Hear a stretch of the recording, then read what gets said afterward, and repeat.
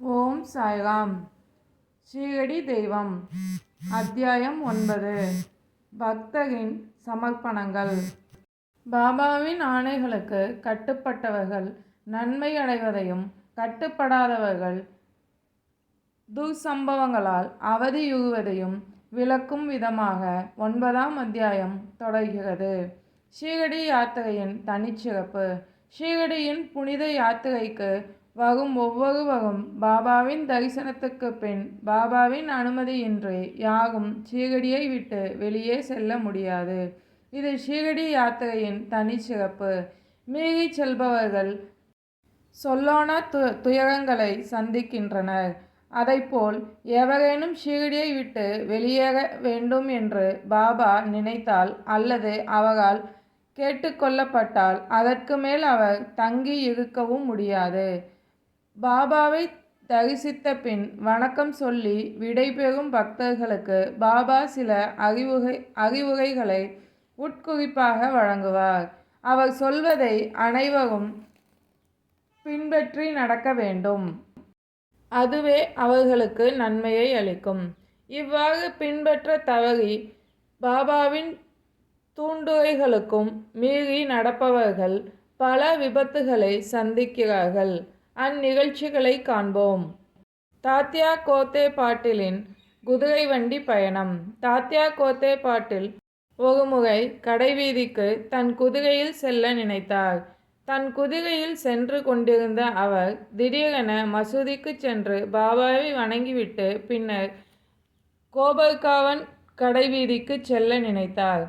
பாபாவோ அவரிடம், தாத்யா, கடைவீதிக்கு செல்ல அவசரம் வேண்டாம், சிறிது நேரம் கழித்து செல்லலாம், சற்று நேரம் கிராமத்தை விட்டு எங்கும் வெளியேறாதே என்றார். ஆனால் தாத்தையாவோ வெளியேறுவதில் அவசரம் காட்டினார். அதை கண்ட பாபா, நீ அப்படி உடனே செல்ல வேண்டும் என்று எண்ணினால் ஷாமாவை உடனழைத்துச் செல் என்று கூறினார். அவரின் ஆணையை பொருட்படுத்தாத தாத்யா கோத்தே தன் குதிரை வண்டியுடன் புறப்பட்டார். அக்குதிரைகளுள் ஒன்று மிகவும் சுறுசுறுப்பானது. இது இருப்பு கொள்ளாமல் லாவ்லி விஹீர் என்னும் கிராமத்தை தாண்டியதும் தாறுமாறாக ஓட ஆரம்பித்தது. அதனால் அதன் இடுப்பில் சுளுக்கு ஏற்பட்டு கீழே விழுந்து விட்டது. ஆனால் தாத்யாவிற்கு அதிக காயங்கள் இல்லை. தாத்யா கோத்தே பாபாவின் உத்தரவை மீறியதால் தான் இவ்வாறு நடந்துள்ளது என்பதை உணர்ந்தார்.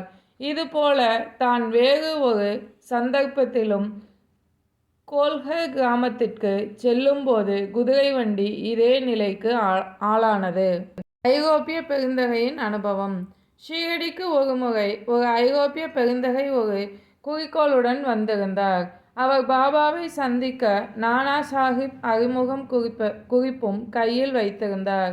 அவர் ஒரு கூடாரத்தில் சௌகரியமாக தங்க வைக்கப்பட்டார். அவர் பாபாவின் முன் மண்டியிட்டு பாபாவின் கையை முத்தமிட விரும்பினார். எனவே அவர் அதற்காக 3 முறை மசூதிக்குள் நுழைய முயற்சித்தார். அவர் அப்படி உள்ளே நுழைவதை பாபா விரும்பவில்லை. மசூதிக்கு அருகில் உள்ள திறந்தவெளி முற்றத்தில் அமர்ந்து பாபாவின் தரிசனத்தை காணும்படி கேட்டுக்கொள்ளப்பட்டார். தமக்கு அளிக்கப்பட்ட இவ்வரவேற்பில் ஐரோப்பிய பெருந்தகை அதிருப்தி அடைந்தார். ஸ்ரீரடியை விட்டு உடனே வெளியேற விரும்பினார். பாபாவிடம் விடை பெறுவதற்காக வந்தார். பாபா அவரிடம் மறுநாள் போகலாம், அவசரப்பட வேண்டாம் என்று கூறினார். அங்கு கூடியிருந்த மக்களும் பாபா கூறியபடி செய்யும்படி கேட்டுக்கொண்டனர். ஆனால் ஐரோப்பிய பெருந்தகை இவற்றை எல்லாம் செவி மடுக்காமல் தன் குதிரை வண்டியில் ஏறிக்கொண்டு ஸ்ரீரடியை விட்டு புறப்பட்டார். குதிரைகள் முதலில் ஒழுங்காகத்தான் ஓடின. ஆனால் சாவ்லிவிஹர் கிராமத்தை தாண்டியதும் குதிரைகள் மிரண்டு வேகமாக ஓடின. குதிரை வண்டி தலைகீழாக கவிழ்ந்தது. அந்த ஐரோப்பிய பெருந்தகை கீழே விழுந்தார். கீழே விழுந்தவர் சிறிது தொலைவு தரையில் இழுத்துச் செல்லப்பட்டார். உடனே அவர் காப்பாற்றப்பட்டார். எனினும் காயங்கள் காரணமாக சில நாட்கள் கோபர்காவன் மருத்துவமனையில் தங்க வேண்டியதாயிற்று. இதுபோல பக்தர்களுக்கு ஏற்பட்ட அனுபவங்கள் கணக்கில் அடங்காது. பாபாவின் ஆணைகளுக்கு கட்டுப்படாதவர்கள் ஏதோ ஒரு விதத்தில் விபத்துக்குள்ளாவதும், கட்டுப்படுபவர்கள் மகிழ்ச்சியாகவும் பத்திரமாகவும் இருப்பதை ஷீரடிக்கு வரும் மக்கள் நன்கு உணர்ந்து கொண்டனர். சாய்ராம். பிச்சை பெறுவதின் தத்துவம். பாபா உண்மையில் ஒரு மகான், பரமாத்மா என்னும் நிலைக்கு உயர்ந்தவர். அப்படிப்பட்ட ஒரு மகான் தன் உணவு தேவைக்காக ஏன் பிச்சை எடுக்க வேண்டும்? இக்கேள்வி அனைவர் மனதிலும் இயல்பு. பிச்சை மேற்கொள்ள தகுதியான மக்கள் யார்? இக்கேள்விக்கு விடையாக வருவது தூய பிரம்மச்சரியத்தை கடைப்பிடிப்பவர்கள், பொன், பொருள், புகழ் இவற்றின் ஆசையை துறந்தவர்கள் ஆகிய இவர்களே பிச்சை எடுத்து வாழ தகுதி உள்ளவர்கள் என சாஸ்திரங்கள் கூறுகின்றன. அவர்களை உண்பிக்க வேண்டியது இல்லறத்தாரின் கடமை ஆகும். சாயிபாபா ஓர் இல்லறத்தாரும் அல்ல, வானப்பிரஸ்தரும் அல்ல. அவர் பிரம்மச்சரியத்தை முழுமையாக கடைப்பிடித்த ஓர் துறவி. சிறு பருவம் முதற்கொண்டே அவர் துறவியாய் வாழ்ந்தவர். பாபாவை பொறுத்தவரையில் இப்பிரபஞ்சமே அவரின் வீடு. அவரே இப்பிரபஞ்சத்தின் மூலம் எக்காலமும் நிலை பெற்ற ஓர் பரபிரம்மம். அவரே வாசுதேவனின் உறைவிடம். எனவே பாபா இறந்துண்ண முழு தகுதி பெற்ற ஒரு துறவி. பக்ஷினா என்பது 5 வகை பாவங்களை குறிக்கிறது.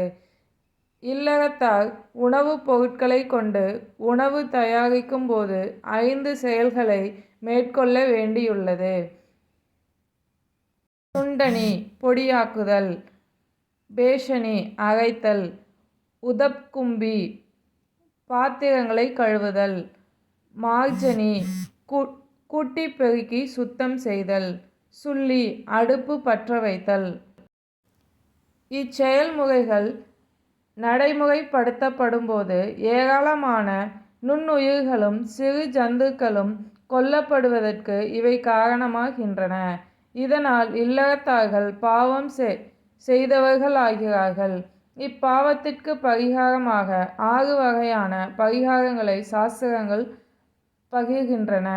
அவை பிரம்ம யக்ஞம், பிரம்மத்திற்கு சமர்ப்பித்தல், வேத அத்யயம், வேத பாராயணம் செய்தல், பித்ரு யக்ஞம், மூதாதையர்களுக்கு சமர்ப்பித்தல், தேவ யக்ஞம், தேவதைகளுக்கு சமர்ப்பித்தல், பூத யக்ஞம், ஜந்துக்களுக்கு சமர்ப்பித்தல் அல்லது பஞ்சபூதங்களுக்கு சமர்ப்பித்தல், மனுஷ்ய அத்யங்கம், அடையாத விருந்தாளிகளுக்கு சமர்ப்பித்தல் என 6 வகையில் சமர்ப்பிக்கும் முறையை சாஸ்திரங்கள் கூறுகின்றன. இந்த பரிகாரங்களை சாஸ்திரங்கள் கூறியபடி நாம் முறையாக கடைப்பிடித்தால் மனம் தூய்மை பெறும், ஞானம் கிட்டும், தன்னையுணர்தல் என்னும் நிலை மேம்பட துவங்கும். பாபா பிச்சைக்கு வீட்டுக்கு வீடு சென்றதன் மூலம் இல்லறத்தார்களுக்கு அவர் ஆற்ற வேண்டிய கடமையை உணர்த்தினார். பாபாவால் இக்கடமையை உணர்த்தப்பட்டவர்கள் பெரும் பேறு பெற்றவர்கள். பாபாவிற்கு பக்தர்களின் சமர்ப்பணங்கள். கிருஷ்ண பரமாத்மா பகவத்கீதையில் இவ்வாறு கூறுகின்றார்: எவன் ஒருவன் மன தூய்மையுடனும் தன்னடக்கத்தோடும் என் மீது அன்பும் பக்தியும் கொண்டு ஓர் இலை, மலர், பழம், நீர் இவற்றை சமர்ப்பிக்கின்றானோ அதனை ஆர்வத்துடன் உடனே நான் ஏற்றுக்கொள்வேன் என்கிறார். அதைப் போலவே சாய்பாபாவிடமும் பக்தி கொண்டு எதையாவது சமர்ப்பிக்க நினைத்தால் அல்லது சமர்ப்பிப்பதாக நாம் வேண்டிக் கொள்வோம். ஆனால் ஏதாவது ஒரு சூழ்நிலையில் அதை நாம் மறக்க நேரிட்டால் பாபா கருணையோடு அதை நம் நினைவுக்கு கொண்டு வந்து அதை தன்னிடம் சமர்ப்பிக்கச் செய்வார். அதனை ஏற்றுக்கொண்டு நல்ல ஆசிகளையும் வழங்குவார். இது போன்ற சில சம்பவங்களை காண்போம். தட்கட் குடும்பத்தின் பிரார்த்தனையும் பாபா உணர்த்தியதும். பிரார்த்தனா மகாஜனத்தை சேர்ந்தவர் ராமச்சந்திர ஆத்மாராம் என்பவர். இவர் பாபா சாஹேப் தட்கட் என அழைக்கப்படுவார். இவரும் இவர் மனைவியும் பாபாவின் மீது தீவிர பக்தி கொண்டவர்கள். தட்கட்டை விட அவர் மனைவி பாபாவின் மீது கூடுதலான பக்தி கொண்டவள். ஒருமுறை தட்கத்தின் மனைவியும் தட்கட் மகனும் ஷீரடிக்கு போவோம் என தீர்மானித்தனர். ஆனால் அவருடைய மகன் ஷீரடிக்கு போக சற்று தயங்கினான். அதற்கு காரணம் அவர் தினந்தோறும் சாயிபாபாவின் மீது பக்தியாக வீட்டில் பூஜை செய்வார். சாயிபாபாவின் பெரிய படம் அவர் வீட்டில் இருந்தது. தட்கட் பிரார்த்தனா சமூகத்தை சேர்ந்தவர் என்பதால் வீட்டில் பாபா பூஜையை சரிவர செய்ய மாட்டார் என சந்தேகித்தான். அவருடைய மகன் பூஜை செய்வதை லட்சியம் செய்ய மாட்டார் என்று எண்ணினான். ஆனால் தட்கட்டோ நீ நினைத்தபடி பாபாவின் பூஜைகளை நியமத்துடன் செய்கிறேன் என உறுதியளித்ததும் தான் தட்கட்டின் மனைவியும் அவருடைய மகனும் ஓர் வெள்ளிக்கிழமை இரவு மன நிறைவோடு ஷீரடிக்கு புறப்பட்டனர். அடுத்த நாள் அதிகாலையிலேயே எழுந்தார் தட்கட். நீராடிவிட்டு பூஜைக்கு தயாரானார். பாபாவை சாஷ்டாங்கமாக நமஸ்கரித்தார். பாபாவிடம், பாபா, நான் என் மகன் செய்த மாதிரியே பூஜைகளை செய்ய போகிறேன். ஆனால் அதனை ஓர் எந்திரகதியான பயிற்சியாக்கி விடாதீர்கள் என கூறிக்கொண்டே பூஜைகள் செய்து சில கற்கண்டு கட்டிகளை நிவேதனம் செய்தார். அக்கற்கண்டுகள் பகல் உணவின் போது பகிர்ந்தளிக்கப்பட்டது. அதைத் தொடர்ந்து ஞாயிறு, திங்கள் என 2 நாட்களிலும் பூஜையை முறையாக செய்துவிட்டு தன் பணிக்கு கிளம்பினார் தட்கட். தன் வாழ்நாளிலேயே இதுபோன்ற பூஜைகளை செய்ததெரியாதவர் தட்கட். தன் மகனுக்கு தான் அளித்த வாக்கினை தாம் நிறைவேற்றி விட வேண்டும் என்று மன நிறைவுடன் செவ்வாய்க்கிழமை வழக்கம் போல் வேலைக்கு சென்றார். மதியம் வீட்டிற்கு வந்தவர் உணவு பரிமாறப்பட்டபோது கற்கண்டு பிரசாதம் இல்லாததை கண்டார். அதை பற்றி அவர் தன் சமையல்காரரிடம் கேட்டார். அதற்கு சமையல்காரன் தாங்கள் எந்தவித நிவேதனமும் பாபாவிற்கு செய்யவில்லை என்பதை நினைவுபடுத்தினான். பூஜையின் போது பாபாவுக்கு எதையும் நிவேதனம் செய்ய மறந்துவிட்டார். இதை உணர்ந்த அவர் பாபாவிடம் தன் வேண்டுதலுக்காக வருந்தியபடி நமஸ்கரித்தார். இந்த சாதாரண விஷயத்தை கூட பாபா நினைவூட்டவில்லை என பாபாவை கடிந்து கொண்டார். இதை அறிந்தால் மகன் வருத்தமடைவானே என்றெண்ணிய தட்கட் தன் மகனிடம் நடந்த உண்மைகளை கூறி ஒரு கடிதம் எழுதி பாபாவின் பாதத்தில் வைத்த பின் தான் அறியாமல் செய்த இத்தவறை பொறுத்து கொள்ளும்படி கூறி அக்கடிதத்தை மகனுக்கு அனுப்பினார். இது செவ்வாய்க்கிழமை மதியம் பாந்திராவில் நடந்த நிகழ்ச்சி. இனி அதே நேரத்தில் ஷீரடியில் என்ன நடந்தது என்று காண்போம். ஷீரடியில் மதிய ஆராதனைக்கு முன் பாபா திருமதி தட்கட்டிடம், அம்மா, பாந்திராவில் உள்ள உன் வீட்டிற்கு ஏதாவது உண்ணலாம் என்ற எண்ணத்துடன் சென்றேன். கதவு பூட்டப்பட்டிருந்தது. எப்படியோ உள்ளே நுழைந்தேன். ஆனால் அங்கே தட்கட் எனக்கு எதையும் வைக்கவில்லை. எனவே பசி தணிக்கப்படாமலேயே வருத்தத்துடன் திரும்பிவிட்டேன் என்று கூறினார். பாபா சொல்வதை கேட்ட திருமதி தட்கத்திற்கு ஒன்றும் புரியவில்லை. தட்கட்டின் மகனுக்கு மட்டும் புரிந்து போனது. பாந்திராவில் தன் அப்பா நிகழ்த்திய பூஜையில் ஏதோ தவறு நிகழ்ந்துள்ளது என்பதை உணர்ந்தான். எனவே வீடு திரும்ப பாபாவிடம் அனுமதி கேட்டான். பாபாவோ இதற்கு அனுமதிக்கவில்லை. அப்பையனை மசூதியிலேயே பூஜை செய்ய அனுமதித்தார். ஆனால் அப்பையனின் மனம் அமைதியில்லாமல் இருந்தது. எனவே ஷீரடியில் நடந்த சம்பவங்களை கூறி பூஜையில் அலட்சியம் வேண்டாம் என்பதை வலியுறுத்தி தந்தையாருக்கு ஒரு கடிதம் எழுதினான். ஆனால் 2 பேரின் கடிதங்களும் அவர்களுக்கு உடனே போய் சேரவில்லை. ஒரு நாள் கழித்து அடுத்த நாள் தான் தட்கட்டிற்கும் அவரது மகனுக்கும் கடிதம் கிடைத்தது. இது பாபாவின் அற்புதம்தான் என்பதை தவிர வேறு என்ன சொல்ல முடியும்? திருமதி தட்கட்டின் சமர்ப்பணம். திருமதி தட்கட் பாபாவுக்கு 3 பொருட்களை சமர்ப்பித்தாள். பகீத் எனப்படும் கத்தரிக்காய் தயிர் பச்சடி, காச்சாரியா என்னும் கத்தரிக்காய் பொரியல், பேடா என்னும் பால் கேக். இம்மூன்றையும் திருமதி தட்கட் எங்கனம் சமர்ப்பித்தாள் என்பதை காண்போம். பாபாவைச் சேர்ந்தவர் ரகுவீர் பாஸ்கர் புரந்தரே என்பவர். பாபாவின் மீது அதிக பக்தி கொண்டவர். அவர் ஒருமுறை பாபாவின் தரிசனம் காண தன் குடும்பத்துடன் ஷீரடிக்கு வந்தார். அப்போது திருமதி தட்கட் திருமதி புரந்தரேயிடம் 2 கத்தரிக்காய்களை கொடுத்து, ஒரு கத்தரிக்காயில் பகீதும் தயிர் பச்சடி, ஒரு கத்தரிக்காயில் கச்சாரியாவும் கத்தரிக்காய் பொரியலும் செய்து ஷீரடியில் உள்ள சாய்பாபாவுக்கு பரிமாறும்படி கூறிவிட்டு தன் மகனுடன் பாந்திராவிற்கு புறப்பட்டாள். திருமதி புரந்தரேவும் கத்தரிக்காய்களை பெற்றுக்கொண்டு ஷீரடியை வந்தடைந்தாள். கத்தரிக்காய் பகீத் தயார் செய்து எடுத்துக்கொண்டு மசூதிக்கு சென்றாள். பாபா சாப்பிட ஆரம்பித்தார். அவருக்கு பகீத் பரிமாறப்பட்டது. பாபாவுக்கு பகீத் மிகவும் பிடித்திருந்தது. அதனை பக்கத்தில் உள்ளோர்களுக்கும் பகிர்ந்தளித்து தானும் சுவைத்து உண்டார். அடுத்து அவர் காச்சாரியா வேண்டும் என்றார். பாபா காச்சாரியா கேட்டது. அச்செய்தி ராதாகிருஷ்ண மாயிக்கு தெரிவிக்கப்பட்டது. அப்போது கத்தரிக்காய் சீசன் இல்லாததால் என்ன செய்வது என்று யோசித்து கொண்டிருக்கும் போது திருமதி தட்கட் 2 கத்தரிக்காய்களை கொடுத்து பகீத்தும் காச்சாரியாவும் செய்ய சொல்லி திருமதி புரந்தரேவிடம் ஒப்படைத்ததையும், திருமதி புரந்தரே கத்தரிக்காய் பகீத் மட்டும் செய்து காச்சாரியா செய்ய தவறி இருக்கிறாள் என்பதும் தெரிய வந்தது. கத்தரிக்காய் பகீத்தும் காச்சாரியாவும் செய்யும் பணியை திருமதி புரந்தரேவிடம் திருமதி தட்கட் ஒப்படைத்ததை சர்வ வியாபியான பாபா கண்டறிந்து காச்சாரியா கேட்டதை எண்ணி அனைவரும் வியந்தனர். சர்வ வியாபியான பாபா அறியாதது ஏதும் உண்டோ? அடுத்து பாபாவுக்கு பேடா என்னும் பால் கேக் எவ்வாறு தட்கட் சமர்ப்பித்தாள் என்பதை காண்போம்.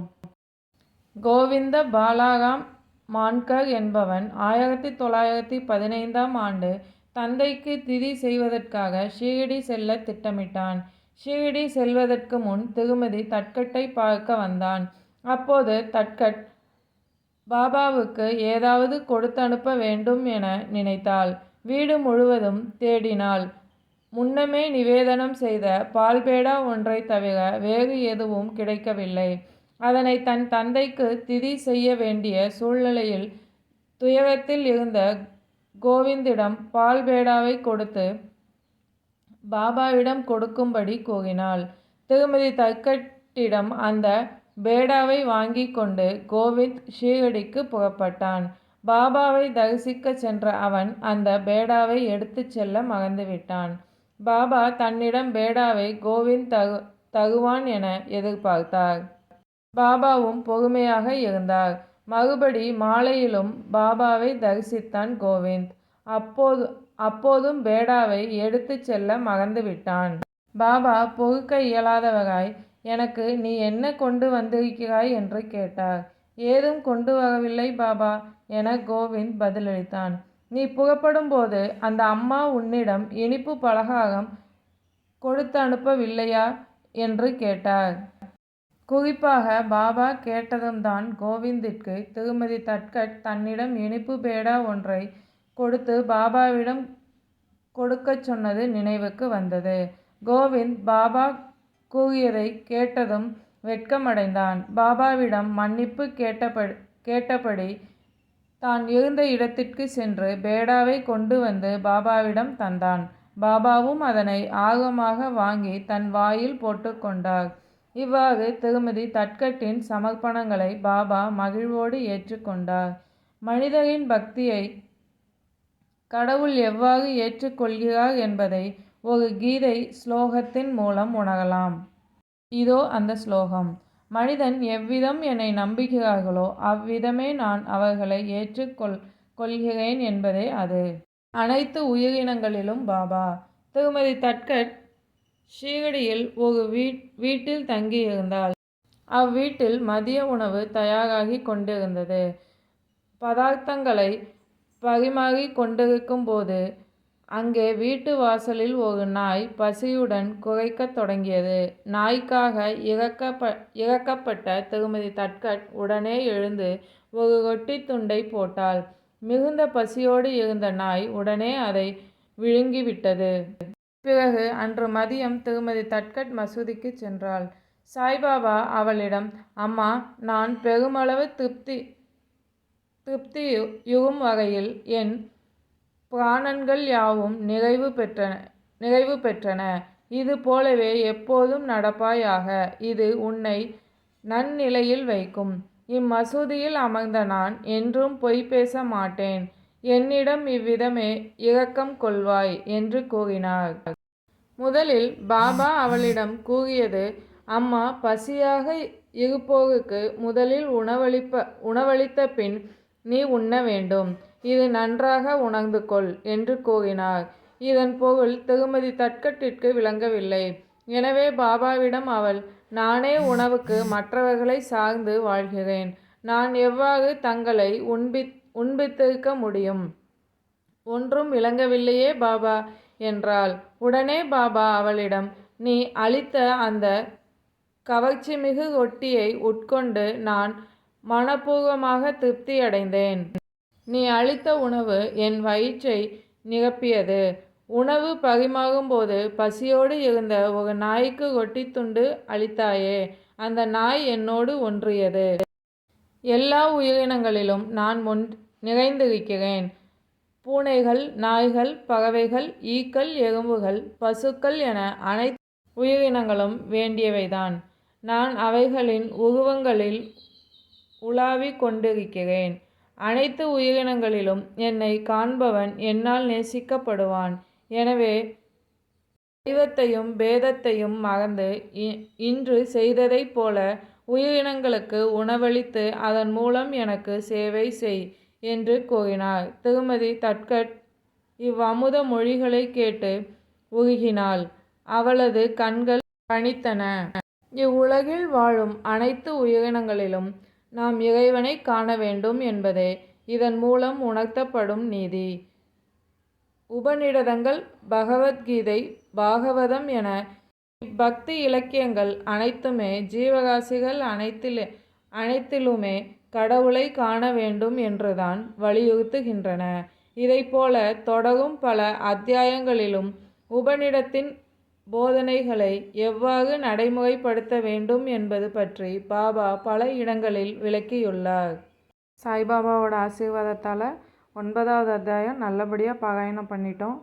கிழமை அதுவுமா நம்மளுக்கு 9வது அத்தியாயம் பாராயணம் பண்ணுறதுக்கு பாபா அருளாசி கொடுத்ததுக்காக ஆசிக்கு சாயப்பா கிட்ட நான் கோடான கோடி நன்றிகளை சொல்லிக்கிறேன். இந்த அத்தியாயத்தில் அப்பாவோட ஆசீர்வாதமும் இருக்குது. கவனமாக கேளுங்க. ஓம் சாய்ராம். சாயின் வார்த்தைகள் மீது நம்பிக்கை வைப்போம்.